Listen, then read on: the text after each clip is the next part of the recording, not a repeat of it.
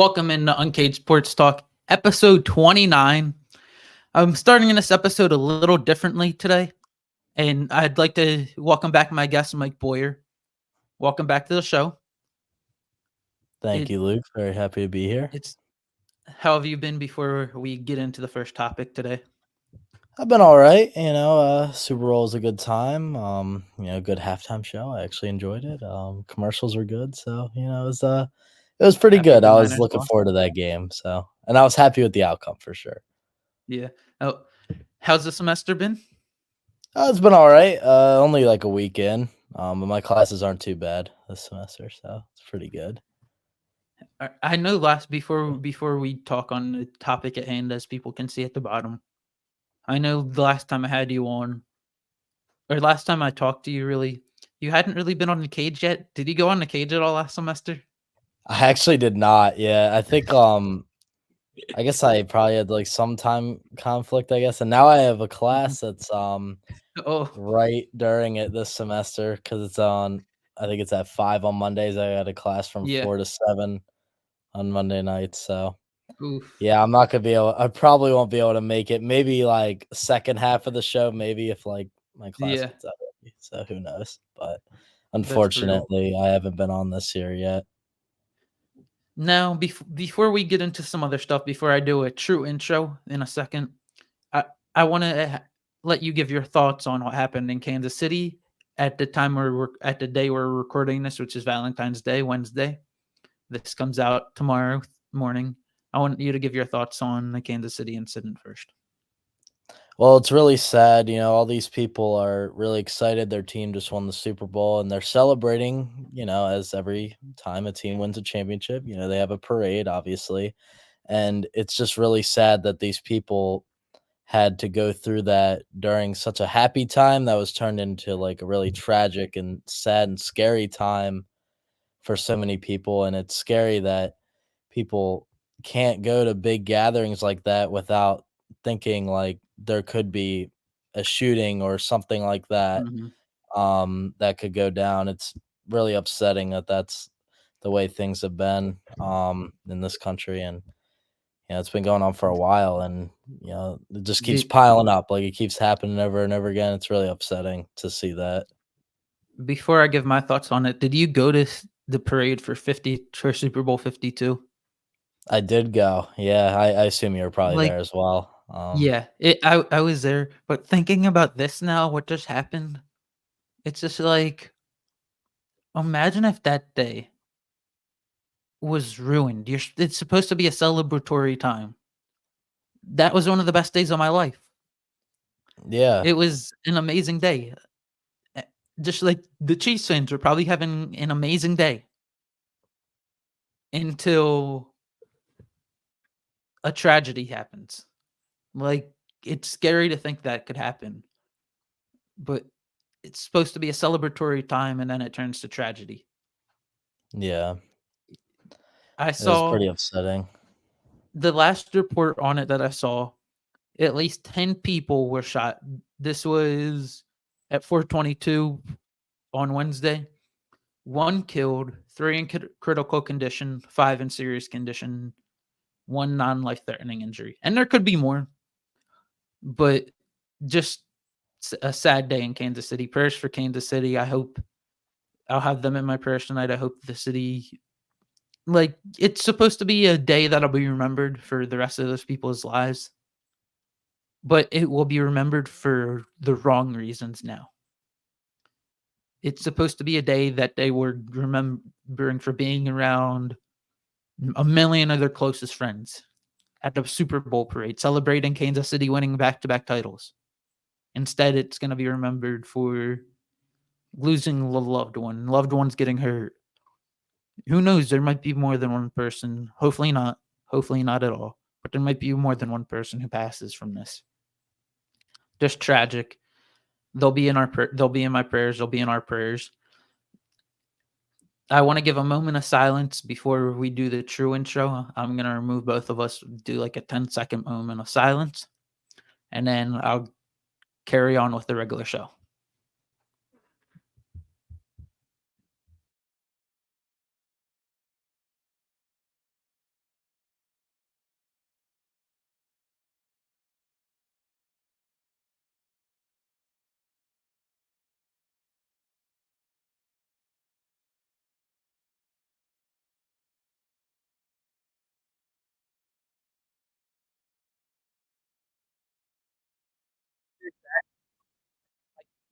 in a second, but I want to do this intro.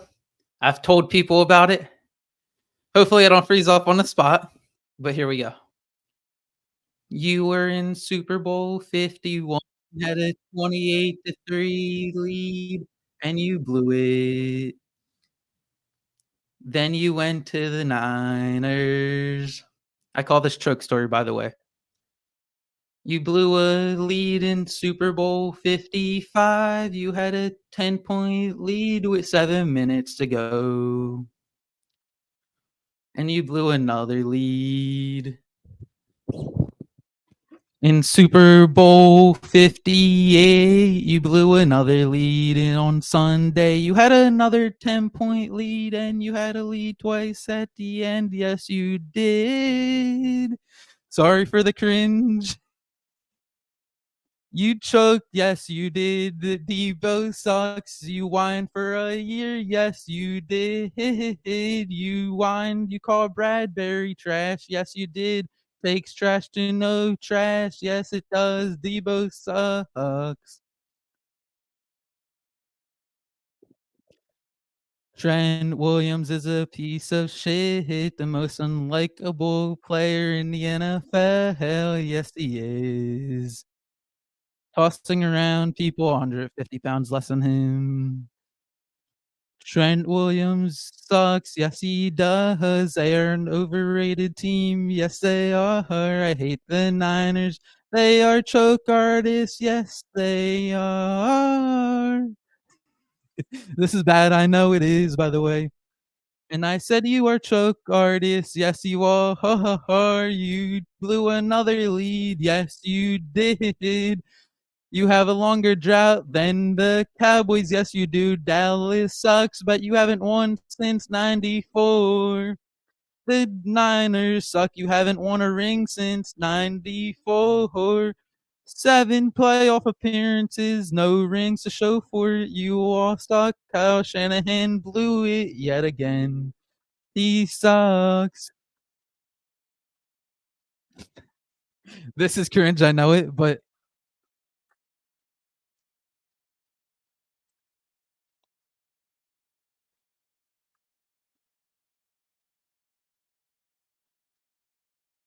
Kyle Shanahan is a choke artist. Yes, he is.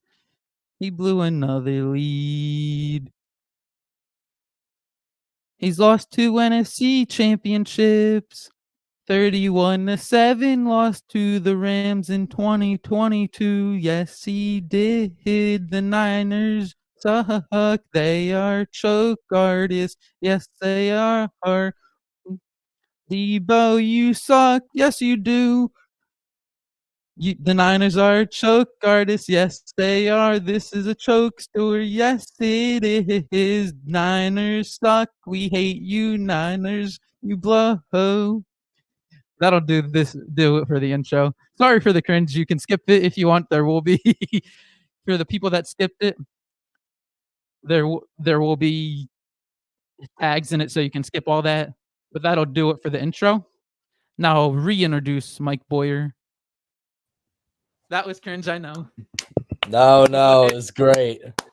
I It was was just very going. I good. was That just was all on the freestyling. spot too. That was on the spot, Yeah, dude. it's all I on the like spot, it. I nothing like it. written. Just listening to the background music. But that could be Yeah, my viral video right there. there you go, man. I mean, I think it was pretty good. You fired all the shots. You took a stray at Dallas, which is great. I think people are gonna enjoy that one. So I wasn't sure what to expect, but I you did well. I hope people skipped it. I hope people skipped it. But I No, wanted I mean, I enjoyed watching it, honestly, I did. it was a train wreck. I could tell as I was Yeah. doing it. On the spot, it's so hard to come up with like words, like Oh, I know, yeah. freestyling. Like we're gonna talk about the game, and then I'll do a Niners rant. I'll be able to rattle off more stuff about them in that Yeah, you're rant trying to do, like, a rhythm, like, than I to the will in that. song. Like Yeah. I could, like I had stuff in my mind I wanted to say, but when you're on the spot and you're trying to go at a certain pace, you're like, yeah, Hard to You're get like, all the stuff you want out. yeah, no, for sure, but you did well, man. You got a future in music for sure. Yeah, no, yeah. That proved why I don't have a future in music. Nah, you got it, man. You got it. That it proved also what, just like the Super Bowl proved, that Debo might not be a Niner any in the near future, and the Niners are about to crumble in the near future, as the last few days have proved. But we'll get into the Super Bowl talk first. I want to know your talk. I mean, your take on Super Bowl 58. What you thought of the game as a whole, and then after we talk about the game, we can both give rants about the Niners. Well, the first half was pretty boring, I will say. Like the first quarter. I mean, I respect the good defense. Like, I do Mhm. respect that. It was pretty funny, watching McCaffrey choke up the ball, fumble the football, watching Brock Purdy, Fumble the Super being a Bowl away. being a bum as he is, he's not a good quarterback, but people like to say, "Oh, Brock Purdy's so good," dumps it off to Debo or Kittle, who wasn't even used in this game, or how easy is it to dump the ball off to McCaffrey? I mean, just a little dime down 2 yards, let McCaffrey run with it. McCaffrey's great. I'm not gonna I'm not gonna talk crap about him. He did fumble the football in the biggest game of his life, but which I thoroughly enjoyed that. But overall, he gets a lot of yards like per carry. Like not much I could say about Christian McCaffrey, and he makes Brock Purdy actually look like a serviceable quarterback when he's got no arm strength whatsoever. So glad he got kind of exposed for not being able to do much in the game. He seems like a good guy. He's definitely one of the more like likable personalities on the Niners. There aren't that many likable personalities, but I was happy to see them crumble. As for the Chiefs, I mean, Patrick Mahomes did it again. It was interesting. The Chiefs Baby really didn't goat. look that good offensively in the first half. I mean, what did they only have? I think they only had 3 points at halftime.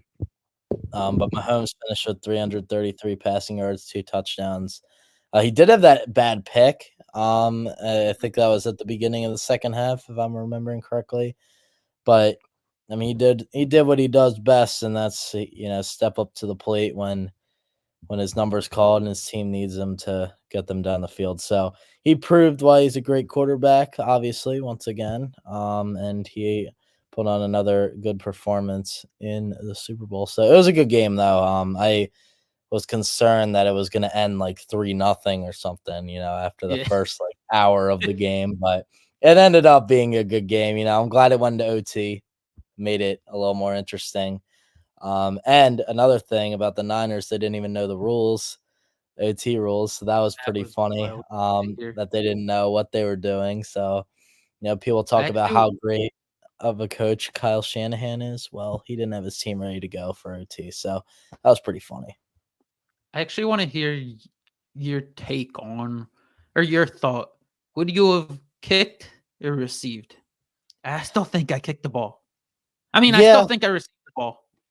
yeah, it's hard because it's like, um, because didn't wasn't the 49ers defense on the field up until, like, the last, like, 3 seconds where Purdy knelt the ball in Yeah, regulation.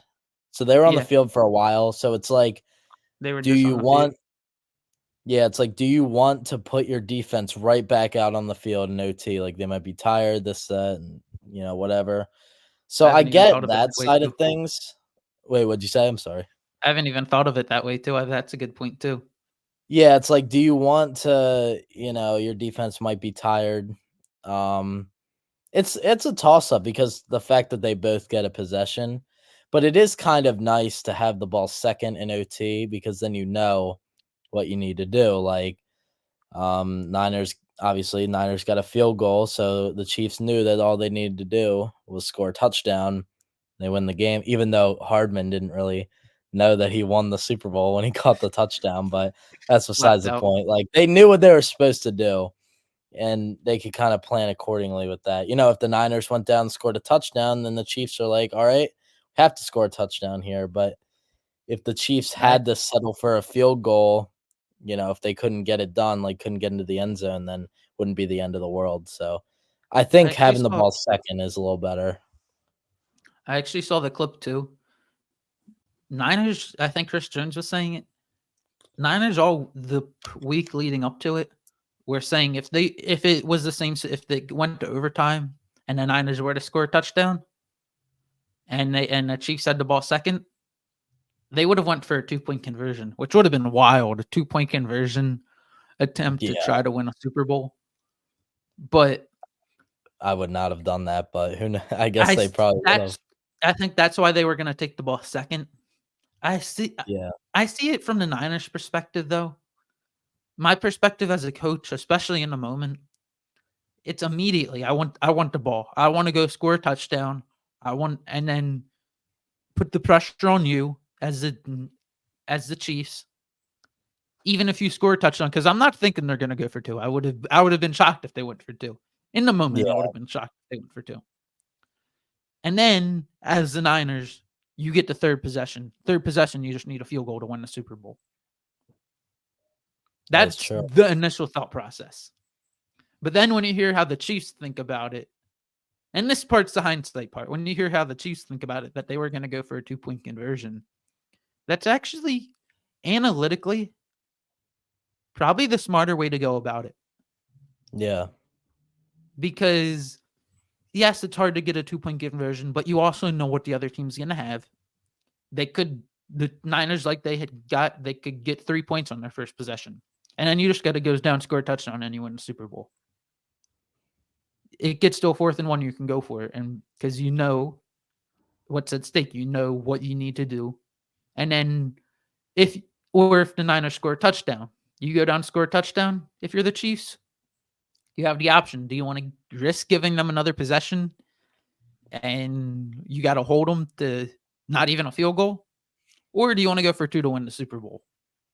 Which would be the obvious choice now that you think about it in hindsight. So I see it from both perspectives now. Hearing that Chris Yeah. Jones clip gave me maybe the Chiefs are onto something with like wanting the kick first. But the fact Kyle Shanahan did not have his players prepared for like how the overtime works, that is insane. That's Yeah. your that's your job as a head coach. Have your players prepared. And it's also the player's job to be prepared too. Like Kyle Juszczyk, that's on you guys as well. You guys make millions of dollars and you don't know the rules. Yeah, If I that went is to my if we went to one of our bosses, whoever where you work at season still? Oh, I work at it's called Casinos. It's an Italian Oh yeah, restaurant. casinos, yeah. Nice little college job, only working a Yeah, couple days a week. if you go to your boss and you say if you say something like, "Oh, I didn't know that's not supposed to go in a pizza." You put something stupid in a pizza, like you're fired. Yeah, they're gonna be like, "How Or does this guy not know what he's doing?" if I go to my boss, I say like I drive currently for work. If I go to my boss and say, I can't drive. I suck at driving. Or they say I don't know how to I go to my boss and I say I don't know how to drive. They're going to be like that's your job. It's your job as a player to know the rules. Any line of work. If you go to your boss and you say, "Oh, I didn't know the rules of what the situation was, how it worked." In a situation like that, the biggest game of your life, the you're fired. That's on the players and the coaches. Just classic Kyle Shanahan, though. Classic Niners. Choking yet Yeah. again. I'll get into the Niners shortly. I'll give my take on the Super Bowl. A lot of it's going to be more surrounding Mahomes because I'm going to give my thoughts on the Niners shortly. But at first, I thought it was a boring game. And it hurts. Every Super Bowl, I don't think will ever live up to last year's for me. having to be there. Like, I have a baseline now of what I'm expecting for watching a Super Bowl on TV. But it was a boring Super Bowl up until the fourth quarter. Very, very heavy defensive battle. Almost reminded me of the Rams versus Patriots Super Bowl, which I think is what a lot of people were worried about. And then that when we got to the fourth quarter, it got exciting. Patrick Mahomes turned it up a notch. Patrick Mahomes did what Patrick Mahomes does. Niners shot a 3-point lead at the end of the fourth quarter. What did they do? Choke it away. Chiefs went down, get 3 points, goes to overtime. Niners get another 3-point lead. What do they do? Choke it away again. They had a 10-point lead, a 3-point lead with 1:50 to go, and a 3-point lead in overtime with a chance to win if you get one stop. And you choked away the Super Bowl. Classic Niners, but I want to give my thoughts on the Chiefs real quick. Mainly Mahomes. Mahomes is the second greatest QB of all time. It's official. He's might be the most talented QB of all time. Like, if you're just drafting based on talent, not based on accolades, Mahomes might be the most talented quarterback of all time. I don't know if there's any debate about that part. He's like Rodgers, but with the rings, with the accolades. It's insane what we're watching. We went from Brady to Mahomes. There's only 2 QBs that have beaten Mahomes in the playoffs. Can you name them? Well, I know Tom Brady was one of them, and then oh, I can't think of the other one now. Joe Burrow. Only 2 QBs. Oh yeah, because they were in the Super Bowl. Yeah, in the entire NFL that's that have crazy. beaten Patrick Mahomes in the playoffs. And a lot of teams 15 have. Oh, I'm sorry. A lot of teams have been right Yeah. there too, able to beat Yeah. him, and then he just finds a way to win every time. So 15-3 in the playoffs. Already has more playoff wins than Peyton Manning. And Peyton Manning's close, arguably a top 5 QB all time. And he already, in 6 years of his career, has more playoff wins than Peyton Manning. Already has more Super Bowl wins than Peyton Manning. In just 6 years of his career. He's at a better pace. Granted, it's likely to slow down. You would think it's likely to slow down, the pace. But he's at a better pace than Tom Brady was in terms of winning Super Bowls. He's at a 50% pace. Brady was at like a 40-something percent pace. I think he had 7 in like 20 years. So around upper 30s, lower 40s. He's already at a better pace than Tom Brady, which is just insane. And 7 Super Bowls seems almost untouchable. We will get to eventually see him without Andy Reid, because Andy Reid, there were rumors this year that he might retire. He's not going to. But I could see Andy Reid retiring in like 5 years. And then Mahomes has to deal with another coach, which will be interesting to see, but that's for another day. Mahomes is already the second greatest QB of all time. And I don't think there's any debate about that anymore. Joe Montana, who? Joe who? Patrick Mahomes is the second greatest. I also want to know your thoughts on this. Do you it tying it back to the Eagles to a degree, Travis and Jason Kelce? Do you think that Jason might come back?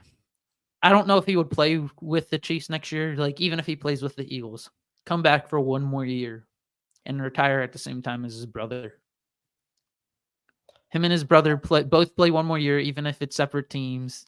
Retire same exact time and go in the K-end together, which would be 2030. I don't know. I mean, I'd love this. It's funny because right when the Bucks game ended, one of the worst games I've ever watched in my life, Eagles Bucks, but yeah, it was a while ago now.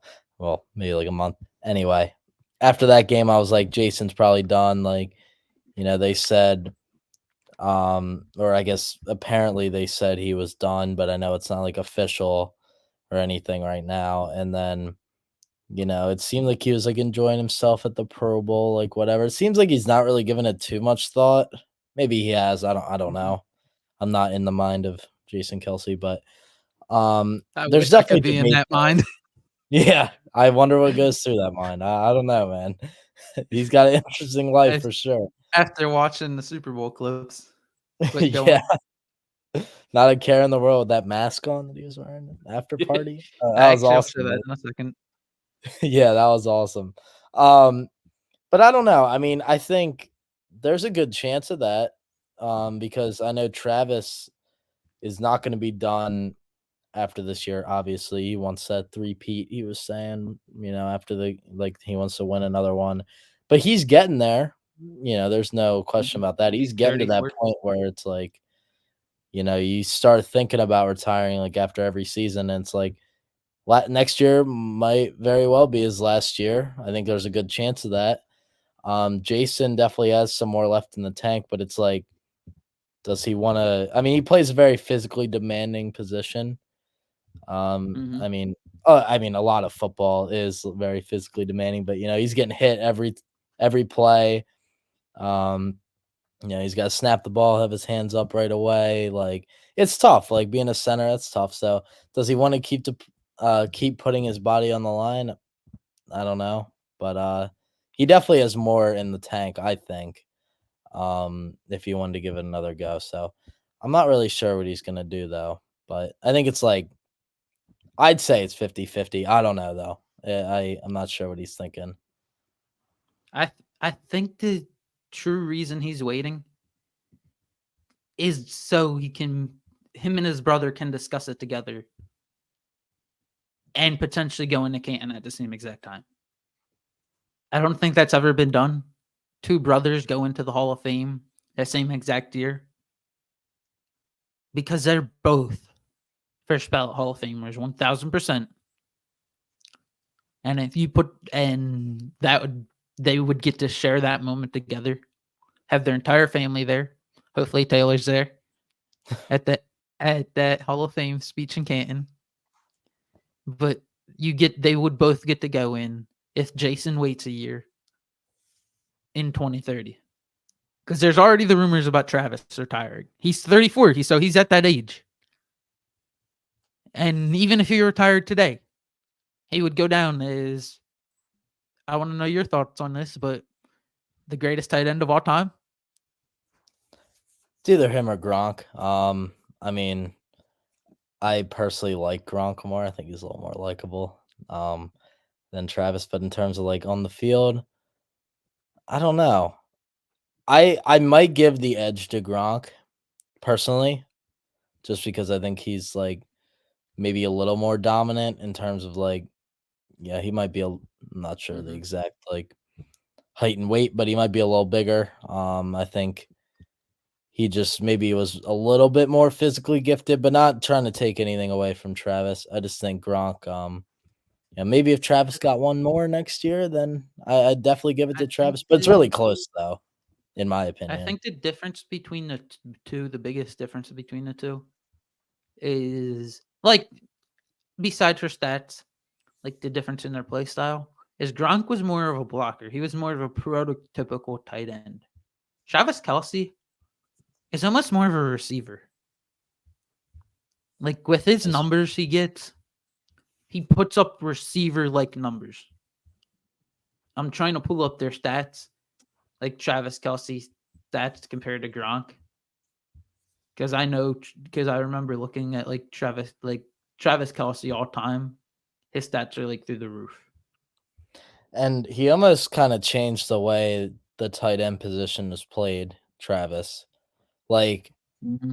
if Travis didn't kind of pave the way for some guys like, maybe like Goddard, like for example, like he's a guy that gets a lot more catches than like the old classic tight ends. He's still a fine blocker, but you know what I mean? Like it's just a little different the way the tight end positions played now. You got like J- Mark Andrews now. Like, you don't have you don't have as many guys that are like Brent Selleck that kind of just, mhm. don't catch the ball as much. I mean, they can still do it because that's part of their job, but I think now there's more of a focus for the tight end to catch the ball rather than block. And they still block, but so do receivers on like running Mhm. plays. Like, everyone's got a block for the running plays and everything. So I think now we're seeing more tight ends kind of take on what Travis has kind of put out into the world a little bit. I mean, I think Gronk definitely you know, isn't as much of like a classic. I mean, he's more of a classic tight end than Yeah. Travis, but he's still like, had some offensive performances that are really good.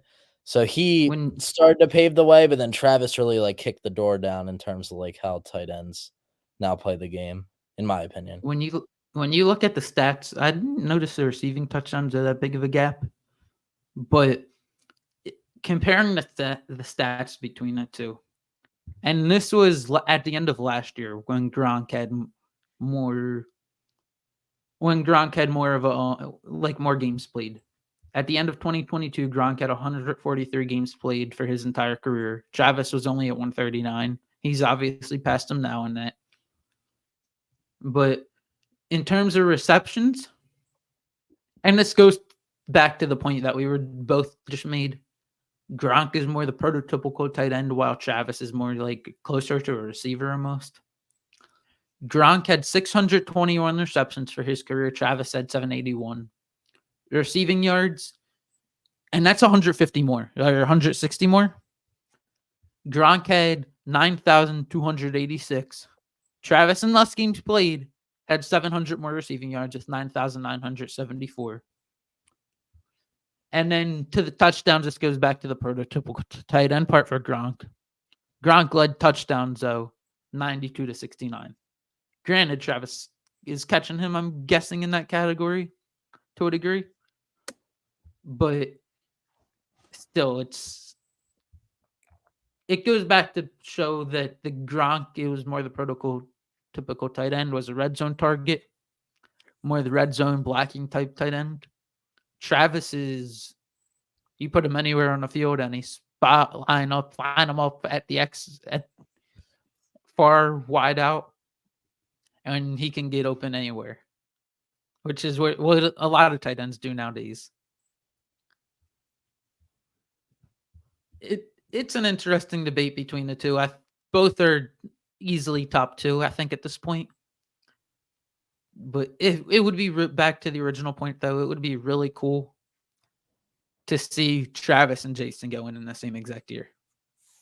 Like that would be on my storybook. Might even be cool. I hate to say it. I don't know how Eagles fans would feel about it. I think he would get a lot of support from us. But Jason go to the Chiefs and play guard for a year. Nah, Travis should come to the Eagles. That's what I think. No, but I mean, I still would love Jason, but I would not like to see him. I've already seen him in enough Chiefs gear. I don't need to see him in the full uniform and helmet, though. That If would be kind if of there's tough. if there's any team I'd be able to bear it with, it would be the Chiefs. Yeah, that's fair. Like A lot of I'd be connections able to, between Eagles and Chiefs too. yeah, So I'd be able to watch it and be like, okay, I'd root for the Chiefs in every single game unless they played the Eagles in the Super Bowl. Like yeah, they would be my second favorite team next year if Jason Kelsey swerved us all because he is a free agent and went and played guard for the Chiefs. it could Bef- happen. Before we both go on our Niners rant, I want to show these clips, just little fun clips about Jason and Travis, because since we were both just talking about them. Did you see this clip? Hold up, let me take away the banner. Give me 1 second. Did you see this clip of Jason almost face plant? Hold up, I think it muted me. But Jason almost face planted into a bush. I'll play it I again for people that didn't pick up on that. Jason in his luchador mask and his Kansas City Chiefs overalls was so smashed he almost planted into a bush. Like I wish I could have seen Jason at that party when we were saying I wish we could be in his head. I I wish I knew what was going through his head at that time, Yeah. if anything. And then there's I this mean, clip as well that I think probably everyone saw by this point.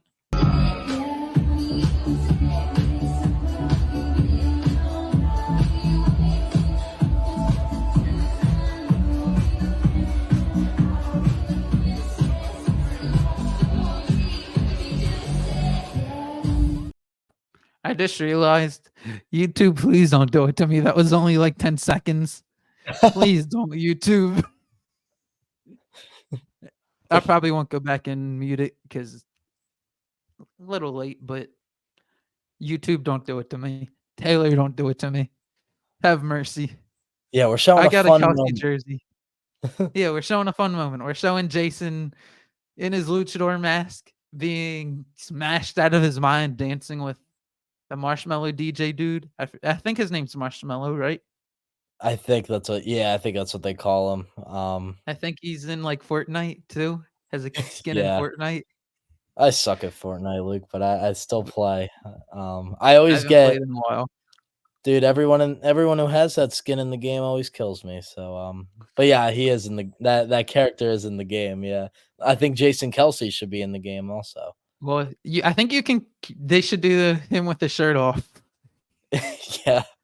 or him in the Chiefs overalls would be funny with Luke, I that gotta ask luchador mask you, on. did you realize how crazy Jason Kelsey was before he gave that speech when the Eagles won the Super Bowl? No, I think that's when it shot off.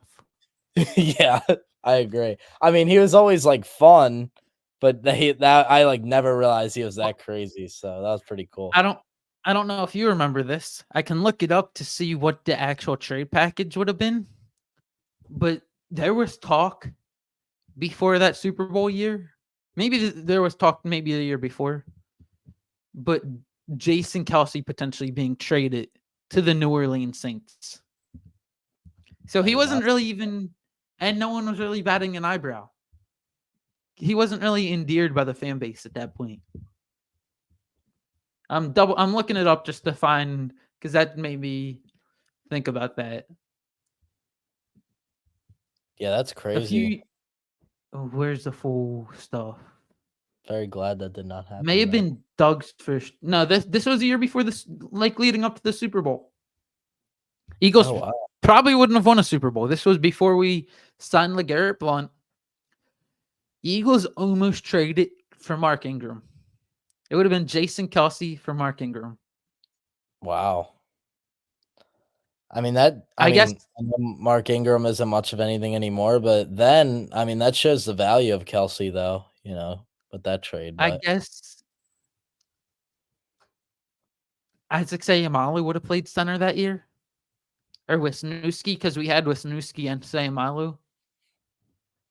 But the fact that Jason Kelsey was almost traded before that Super Bowl year is wild. We wouldn't have had all this. He might definitely have not. never reached his fame. He might New Heights might have never happened. He might have never reached this level of fame without that Super Bowl speech. Travis might not even be dating Taylor Swift Yeah. because remember he made that comment on New Heights that kind of S- shot that into something that was So possible. without that Super Bowl speech, honestly, Taylor and Travis probably aren't even dating. Yeah, We're at an entirely different point in today's world. Travis is just Travis. He's not Taylor's boyfriend right as he is right now. Did you see that on the Nickelodeon broadcast? I only They turned on that one for like 3 plays, and then I my girlfriend s- told me to turn it off, so I saw a clip of it. Her picture, they referred to Travis Kelsey as Taylor Swift's boyfriend, like as the header. It that's said funny. Taylor Swift's boyfriend right under her picture, a video of him. Now I Now know we he both hate him. What was that? Oh, I was gonna say now he's the poor one in the relationship. She has way more money than him, so it's crazy. People used to talk about the discrepancy between Brady and Giselle, like how much they made. Yeah. The discrepancy between Taylor Swift and Travis Kelce, how much Yeah, those 2 make. Yeah, literally times that Brady won by 10. the best tight end in the NFL doesn't makes like a fraction of what she makes. Yeah. It's crazy. Biggest pop star in the world right now. Yeah. Tra Travis Kelce almost Taylor Swift is paying for dinner, and it's not even affecting her. You watch Eat, Taylor Swift is paying, and it's not even affecting her. Now, I know we both hate them, the Niners, as we mentioned before, as you saw by my Taylor Swift parody song earlier. I'm I'll let you go on a rant first about them, let you just go in on them, and then I'll go in on them because I know you probably hate them. You probably hate a lot of their players. Yeah. John Feliciano with the Jalen Carter thing that happened. But before I do that, I want to play what the new Niners walkout song should be next year. You know how they have the bump box? Oh, yeah, they're so awesome, yeah. This should this should be their new bump box because the two people that walk out in front it fits perfectly.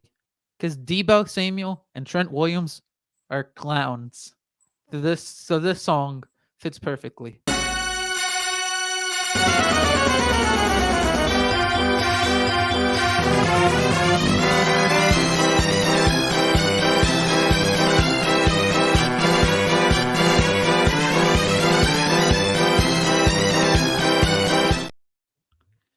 That song would fit them perfectly. That entire team, and specifically those two that were walking in front. Play that on the bump box next year, Debo and Trent. If you're still there, Debo. Now, Yeah. the floor is yours to say what I have. I know we did this on the cage. Well, a cage rage, we used to Oh, call it on the Blue Hen very Sports nice. cage. You can go ahead. The floor is yours. Well, I mean, it's very comical what happened to the 49ers on Sunday. I mean, I talked a little bit about how Brock Purdy's very overrated, and he's a bum. He can't throw the ball more than like 5 yards usually. I love watching Debo disappear and only have 8 yards rushing, and what do you have? 33 receiving in the Super Bowl. So not much of anything from Debo. I like how Juwan Jennings came out of nowhere and was actually the guy who scored a touchdown, along with McCaffrey as well. I like how Kittle disappeared. He's a little annoying. Only with 4 yards in the Super Bowl. So, and Did you did you see the stat that Kittle, Ayuk, and Debo all had less yards? Or no, they had 2 more yards, but less receptions than Nelson Aguilar in Super Bowl 52. that's crazy. See, that's unreal. I mean, they're just not built for it. And honestly, they shouldn't have even been in the Super Bowl because they got really lucky that the Lions just pulled a classic stunt that they unfortunately always do. I feel bad for them, but they can't get it done. Like they blew that huge lead in the NFC Championship game. The Niners, and they should have lost to the Packers as well, the 49ers. So they really proved that they're probably not really built for the big game like that, and they're lucky that they had an opportunity in OT. Maybe they could have won the game, but oh, the greatest coach in the NFL, Kyle Shanahan. Oh, I really want someone who's from the Kyle Shanahan tree.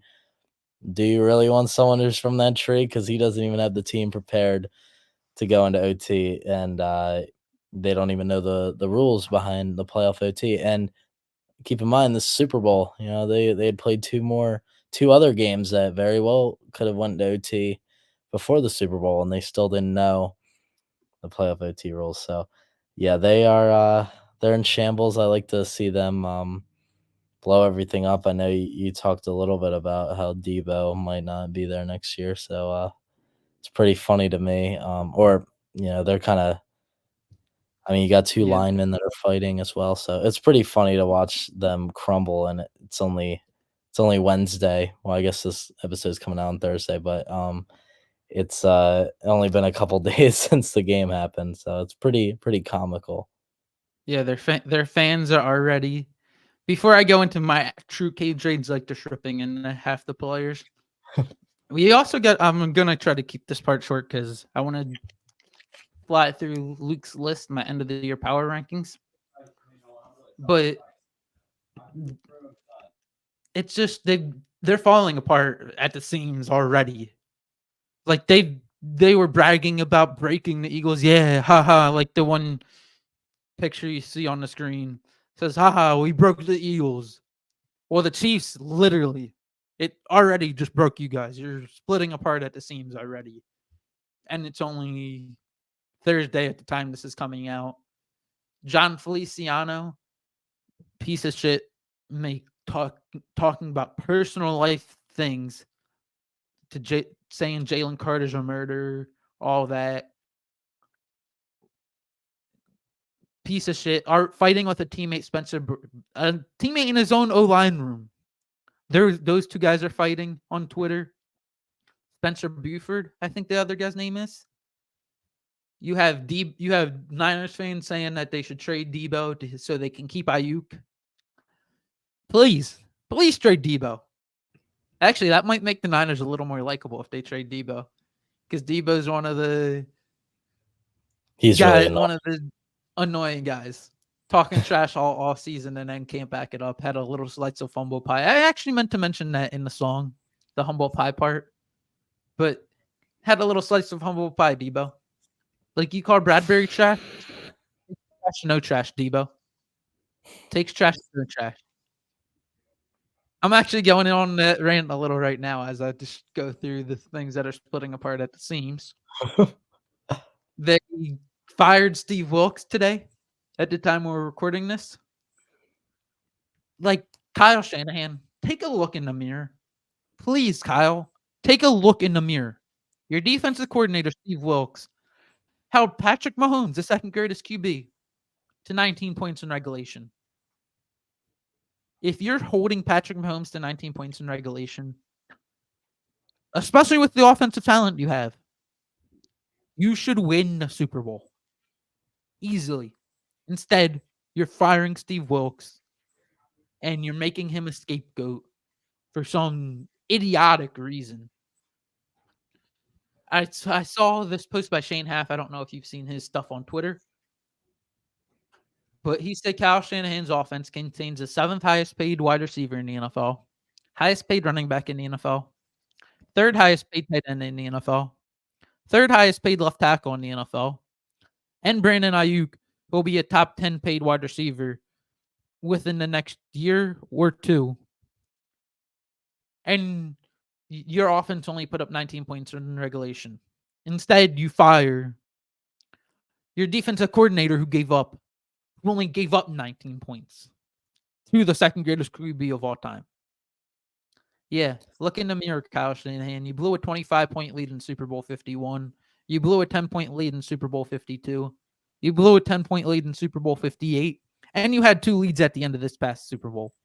Look in the mirror, Kyle. You handed the ball off to Christian McCaffrey twice in the third quarter. Twice. That's a fireable offense almost.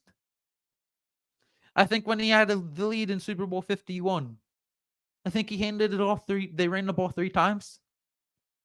If I'm not mistaken, if I remember that correctly. A 25-point lead in Super Bowl 51, and they only ran the ball 3 times in the second half. That's a fireable offense. Like, how do you get a head coaching job after that? After a performance like that in a Super Bowl, only running the ball 3 times up with a 25-point lead. Kyle Shanahan, well, he's a good play caller. Don't get me wrong, but when it gets tight, he gets stealing a word from Hugh Douglas. He gets bunghole-itis.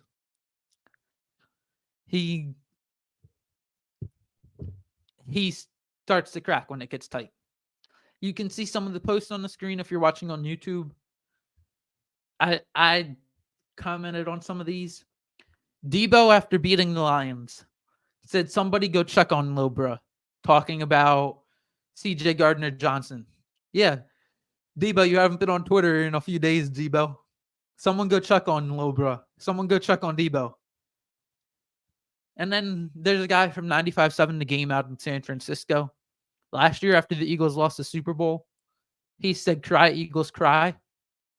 Then an Eagles saying the mighty E-Rock goes and said, "Now do the Niners," after the Niners lost. What does the dude Joe Sasky do, Mr. Joe Sasky? He blocks the mighty E-Rock. He blocks the dude. Even though, so he can dish it, but he can't take it. I actually thought of something this week. I saw other people say it too. You know how they say, "Cry, Eagles, cry"? I got something perfect for the Niners. Cry, cry, Whiner Gang. Like the Bang Bang Whiner Gang. I mean, Bang Bang Niner Gang. Cry, cry, Whiner Gang. I like it, honestly. And then you got Aaron Donald posting a picture of his Super Bowl ring after the Niners lost. Even Aaron Donald doesn't like the team, doesn't like the Niners. Granted, it's a rival, but he doesn't like the Niners. You got Fletcher Cox. I know you guys saw this, saying, "Debo, keep the egos out your mouth." I think the BOE is supposed to say, like, "boy." And then he says, "Debo, I got something you ain't got. A Super Bowl ring. Something you'll never have, Debo. Because you guys are choke artists out in San Francisco." And then he goes on to say EAD. I'm not going to say the words. I don't want to get I don't want to get 2 strikes on this video. But he goes and says EAD to Debo. We all know what that means. Also, am I doing this right? Or is that person doing this right? He said Christian McCaffrey fumbled in the biggest game of his life. He cost them the game. Are we doing that right? I remember for a year. And people still do it. Say Jalen Hurts cost the Eagles the Super Bowl last year because he fumbled in the biggest game of his life. Even though he's not the only reason they lost. And he outplayed Mahomes overall, Yeah. in my opinion. Like he's not the only reason they lost last year. But if we're gonna say stuff like that, let's keep it fair. Let's give it to all parties included. Christian McCaffrey, in the biggest game of his life, what did he do? Fumble. Cost his team the game. Because I guarantee Niners fans are saying that about Hurts. Turnabout's fair play. Even though I don't think he cost them the game. I'm just keeping it real. Keep the same energy. If they Just can't went on my handle the little Niner heat, cage rage. yeah, they can't handle the heat. They gotta stay out of the kitchen, dude. They can't Now, handle it. as we close out this episode, I'm gonna go through Luke's list. I hate the Niners, as you all can tell. I just got a little worked up over the Niners. Actually, one more person. Probably this will be another minute. Trent Williams. That dude is the most unlikable player in the entire NFL. I hate that man with a passion. Last year in the NFC Championship, he tossed Kevon Wallace, someone who weighs 150 pounds less than him. Tossed him like a rag doll for no reason. Just because he can. Punched Richard Sherman in the face after a game last year. Granted, Richard Sherman was a trash talker. But Trent Williams has a history of just trying to throw his weight around, just trying to be a bully, basically. Pushing people around just because he can. That dude is the biggest piece of shit in the entire NFL. There's a reason last year when he tossed Kevon Wallace, when I don't know if you remember this, I think I played it earlier this year on an episode. When Ndamukong Suh went right up to Trent Williams, got in his face, Trent Williams started backing up. Someone his own size got in his face. What did he do? Backed up. Because someone his own size wanted to fight.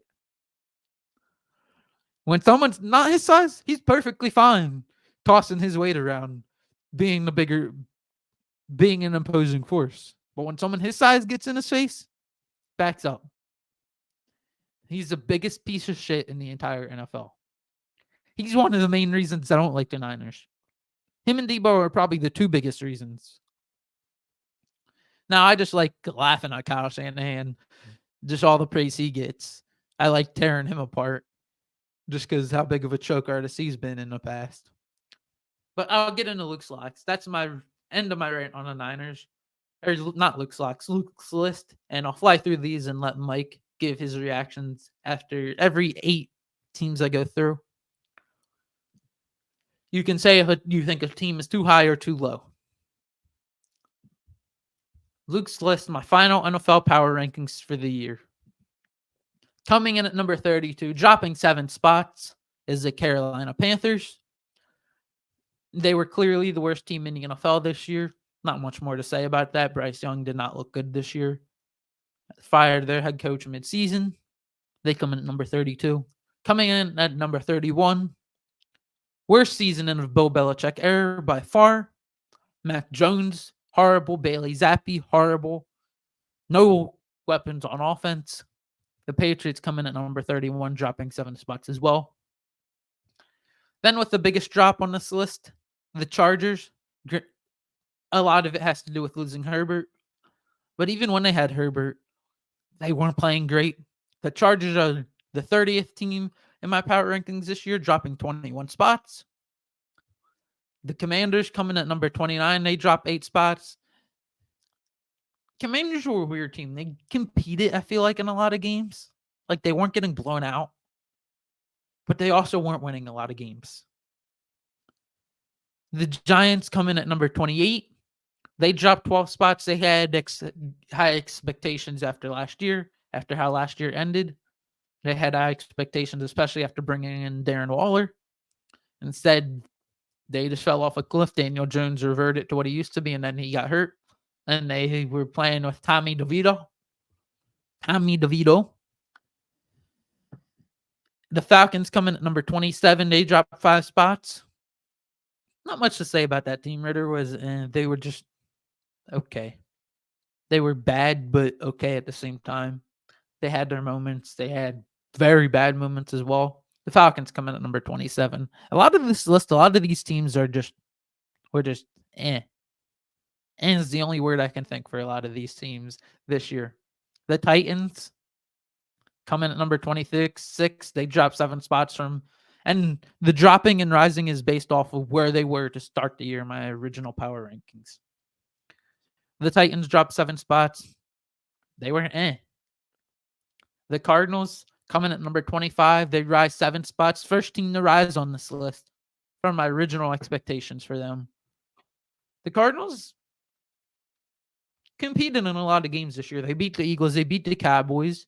When Kyler Murray came back, he actually looked solid. The Cardinals looked a lot better than people anticipated. JG had a good year there in Arizona. Maybe he's building a good culture there. We'll see moving forward with them. But I was happily surprised with the Cardinals. I think Jonathan Gannon got too much hate here in Philadelphia. Now I'll let you give your thoughts on that, on those 8 teams. And if you think any are too high, just right, too low. I think maybe the Titans might be slightly too low, in my opinion. I think maybe they could be. Then again, I think the Cardinals do belong ahead of the Titans, though. But I would maybe. I know you didn't get to them yet, but maybe the Jets a little lower, just because, without Aaron Rodgers, they were just like pretty bad. But maybe I'd put the Jets. Maybe I put the Jets in between Titans, Falcons. So, maybe. I think They I were think the just a weird Cardinals team this is year. what. What'd you say? I'm sorry. I didn't hear you. The Jets were just a weird team this year. Oh, I know. Like, Yeah, it's like I'll hard get to into read. them in a second. I'll let you go and I'll give like my reasoning for them. Yeah, and I think maybe Giants worse than the Commanders. I'd switch maybe those two, just because. Now I don't know if he's a feature, but in terms of Sam Howell, I think he's way better than um Daniel Jones, Tommy DeVito, or anyone the Well, Giants played with the QB. I think Sam Howell's actually not that bad, but I'd maybe switch them. But other than that, I think it's pretty good though. The reasoning for that there is the Giants this year, when they did play the Commanders, did beat them twice. They were 2-0 this year against them. Oh, I didn't even realize that actually. So they get that spot because of that. The head-to-head matchups. I take into account head-to-head matchups a lot in these. I put teams into tiers and then rank them, and they were, I believe, in the same tier. But to the Jets, they dropped 10 spots. As you can see, you mentioned them. They were a weird team this year. They beat teams like the Bills. They beat teams like the Eagles when the Eagles were undefeated and playing good. The Eagles were playing good at that point. The Jets had their moments where they played good, but then they also had their moments where they looked putrid, like very, very bad. The Jets come in at number 24. They were just all over the board this year. Had high expectations, but then when Rodgers went down, almost were screwed. Bears coming at number 23. They move up 3 spots. I'm going to, for a lot of the middle of this pack, I'm just going to give like one take on them and then fly through it. When Justin Fields came back, they played well, very well. 4-3 when Justin Fields came back from injury. That's good for the Bears. They're starting to head in the right direction. Exceeded expectations once Fields came back. Broncos fall 2 spots, just about what I expected at the beginning of the year. Russell Wilson getting benched at the end of the year kind of tanked their stock, but they were okay at best. Raiders go up 8 spots from the beginning of the year. Raiders, same category as the Broncos, basically, okay at best. Vikings, they dropped 9 spots. That's because of losing Kirk Cousins. Vikings come in number 20. If you don't mind, Mike, I'm going to fly through this list and then you can give your thoughts at the end, just since we're running a little long on time. Colts come in plus 12 spots. Gardner Minshew played out of his mind this year. Anthony Richardson, when he was playing, played great. Shane Steichen had the Colts playing well this year out in Indy. They're at 19. The Bengals at 18. Even with Burrow, they were a little shaky this year, but once he went down, nothing they could really do. They dropped to 18 after being number 3 in my original power rankings to start the year. The Saints come in at number 17, rising 6 spots. They were just about what I expected. They were just okay. They were solid, a solid team. Right around middle of the pack. Jaguars coming at 16. They dropped 6 spots. I know I've said it before on here, but it's time we have a serious question about Trevor Lawrence. I think Trevor Lawrence might be entering bust territory. He had a good first 2 years, but this year was a bad year for Trevor Lawrence. Coming in at number 15, the Steelers dropped 2 spots. They were right what I expected, except I thought their good play was going to come with Kenny Pickett. Definitely didn't come with Kenny Pickett. It took them starting Mason Rudolph for them to start playing good. Steelers, though, were a solid team. I'm not even going to go over the Eagles. You guys know my thoughts on how they did. They just absolutely collapsed. I'll get into them at a later episode when free agency comes out, when we talk about more football stuff. The Eagles come in at number 14. They have the biggest drop for a team that did not have a QB get hurt. Started out great and just fell off a cliff. The Browns come in at number 13. They move up 5 spots. Browns, Joe Flacco, Joe Cool, went on a tear for a few weeks. He was throwing a lot of picks, but he also went on a tear for a lot of weeks, and they were winning a lot of games with mid QB play, above average QB play the entire year at best. They won games with PJ Walker. They won games with Deshaun Watson, who was average. Joe Flacco, who was throwing 2 picks a game. The Seahawks coming at 12, right what I expected. They were a solid team, but Geno Smith kind of held them back. The Bucks coming at number 11. They rise 17 spots. I did not expect them to be as good as they were this year. I don't think anyone did. Baker Mayfield played out of his mind this year. I think that's the biggest key with them. Baker Mayfield was good this year. Earned another contract with them. Then the top 10. I've already went over the top 10 in the last few episodes. The Texans, they rise 20 spots. They come in at number 10. They have a bright future there. CJ Stroud, Will Anderson, all rookie of the years. Tank Dell coming back soon. Noah Brown. They have a good team there in Houston.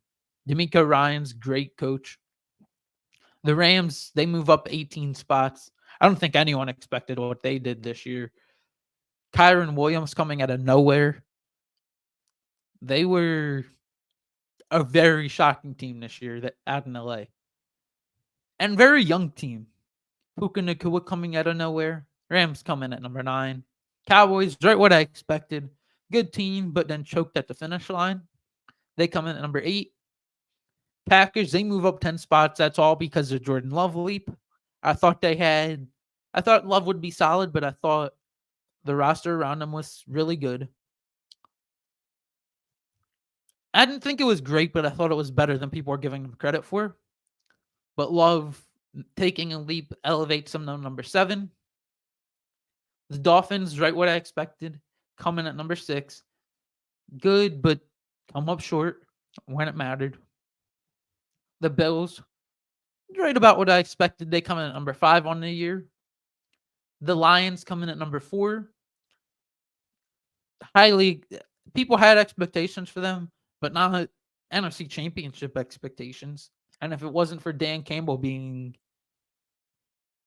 a degenerate, idiotic gambler, they would have been in the Super Bowl. The Niners coming at number 3. You know my thoughts on them. I hate them. They're good. I'll give them credit though. Brock Purdy, he's a solid QB. Not great. He's not a QB that you're going to win because of, but you're going to win with him. Coming in at number 2 is the Ravens. The Ravens coming at number 2 instead of the Niners because the Ravens did beat the Niners head to head, and significantly. And the Ravens were on the road in that game, so the Ravens get the edge there. They just choked in the playoffs. Did Ravens things. Lamar Jackson came up small when it mattered. And then the Chiefs. It's the Chiefs. They're the new dynasty of the NFL. They're the new Patriots. They come in at number 1. They're going to be 1 next year until proven otherwise. And before you give your thoughts on this, I actually wanted to give a take on the Eagles, why I had the Eagles at number 1, because I had, at the beginning of this year, I had someone question that. Up until week 15, I think I saw, for 32 consecutive regular season weeks. And this validates why I had the Eagles at number 1 in my rankings for a good part of the year. For 32 consecutive NFL regular season weeks, Eagles had been at least tied for, or in first place in the entire NFL standings. So that's why I had the Eagles at number 1 coming into the year for that person, if he's watching this. But the Chiefs finished number 1 in his power rankings. They're the Chiefs. They're going to be number 1 until proven otherwise next year. So as we wrap up on this episode, I want to hear your takes on some of them. If you think if there's any too high, too low, or just right. Honestly, I mean, usually I try to come up with something that I could change, maybe, but like as you're going through it, I thought it was really good. I mean, you had reasons for everything. Obviously, like the Eagles are definitely going to drop after that collapse, and then the Chiefs obviously going to be number 1. I like that you put the Ravens over the Niners because the Ravens dismantled the Niners. And On the road. then yeah, I like where the Lions are at too. I mean, obviously, like you said, people had expectations about the Lions, but they kind of went a little higher A lot than people higher. expected. Yeah, maybe a lot higher. At least like, I mean, they did better than people expected. I'll put it that I way. remember But asking people before the year. Sorry to cut you off, but I oh remember no, you're asking fine. people before the year out of the Dolphins, Lions, Jets, I think were the 3 teams that had like huge like expectations to like just turn around the team. For a team to turn around, like which did you believe in most to turn it around? And I don't think I said the Lions. I think I said the Jets because of Rodgers. Because I was Yeah. like, two of them are just gonna do normal things, but they're just gonna revert to what they usually are. But the Lions exceeded expectations. You can keep going. Sorry, we're running short on Oh, no, time. you're fine. No, I mean, I agree because, I mean, I expected them to be good. I expected them to have an opportunity to win the division, just given, having, the Vikings, and obviously I didn't expect Kirk to get hurt. The Bears, they're the Chicago Bears, and the Packers, wasn't sure what Jordan Love was gonna be, but he's way better than what I expected. I mean, he has, like, good traits, like, you can tell that he definitely has, like, the potential to be a good quarterback. I just Yeah. didn't expect him to, like, turn into that quickly. But the Lions, I mean, Jared Goff, he's serviceable. He's okay. Their defense isn't really that great, other than like Aiden Hutchinson. But other than that, their defense isn't great. But their offense is very good. But I didn't expect them to do as well as they did this season. Mhm. Um, and then like the Buccaneers, that's another one that we didn't expect them to play as well as they did. I know you talked about it a little bit, but obviously Baker Mayfield had the best year of his career probably, and he was Mhm. super good. But yeah, you had a really good As list we know all overall. too well. Yeah, unfortunately, but real quick, I gotta ask you, did you expect that like the Eagles to lose that playoff game, or what was your expectations after the regular season I ha- collapse? I had no expectations. I think a lot of it is too. I was in Vegas the last week of the regular season, so it took my mind off of football. So I wasn't really paying attention to football that week, and I was like, they just shit the bed against the Giants. They're gonna. I got no expectations for what's gonna happen. I legit had no expectations whether they were gonna win or lose. I had no read on the game. It's funny, up until game time, or up until the day of the game, I thought they were gonna get destroyed, and then when the day of the game happens, you get all hyped up. You're like, oh, maybe they'll Yeah, win, whatever. But wasn't meant to be, unfortunately. But um, overall, though, very good list. And I like your comment about Trevor Lawrence. He could be a bust for sure. So I like where you had the I Jags as well. in future episodes I will be doing QB rankings. I plan on doing that soon. But there's another QB I'm eventually gonna go in on because I hate. I'm gonna do it right now for just quickly because I just came to my mind. I hate the hype that this dude gets. All the excuses this dude gets. You can probably guess right now just based off of what I said. Because if Jalen Hurts or even Dak Prescott had this dude's record, they might be free agents with the record this dude has. Do you have any guesses? I'm trying to think. He Oh, was in I the don't same know, draft honestly. class as Jalen Hurts. Same draft class. Oh, He gets all the excuses in the world. I feel like when you say it, I'm gonna be like, how did I not get that? I can't think. He Honestly, I really can't. he puts up a lot of stats. Like that's not a debate. But Justin Herbert, it's nauseating how many excuses Yeah, that guy gets. Like I hate it. I hate it. If Jalen Hurts had a under 500 record, you know how much shit he would get. Or if Dak Prescott had an under 500 record, you know how it's because much the shit he Panthers would don't have get. real fans. Like in 4 years, you have an under 500 record. People already called Dak Prescott a stat patter. If Dak Prescott had a career under 500 record, people They would always definitely say, call him a stat patter. It's just nauseating. yeah. I mean, I should have known you were gonna say that because he hasn't proven anything in his career besides having a good arm or whatever. But a lot of He's a QBs have a good arm. he's a I don't career know. loser. Yeah, you're right.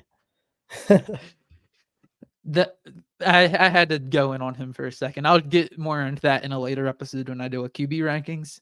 But as we wrap up in the last like 2 minutes or so, I'm gonna fly through these. For on this day in history, the second time ever we've done this on this podcast, on February 15th, the day this episode comes out, the first ever horse race took place in 1905. And then with the Daytona 500 coming up this weekend, the Earnhardts, Dale Sr. in 1998 got his first ever Daytona win. And it was his only Daytona win as he passed 3 years later.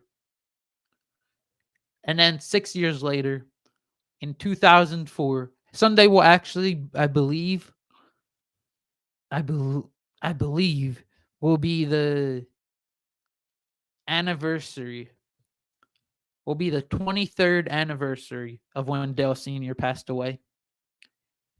I used to watch NASCAR growing up, which is why I put this in here too, but don't really anymore. But then 6 years later, after Dale Sr. got his first ever Daytona win, Dale Jr. in 2004, 3 years after his dad died on this date, got his first ever Daytona 500 win. I thought that was a little cool. That Those is were pretty two cool. cool facts that I wanted to add. Along with the first ever horse race in 1905, I thought that was cool. And my grandfather used to watch horse racing when he was alive, so I wanted to throw that in there. That'll do it for this episode of Uncaged Sports Talk. Thank you for coming on, Mike. It was a pleasure.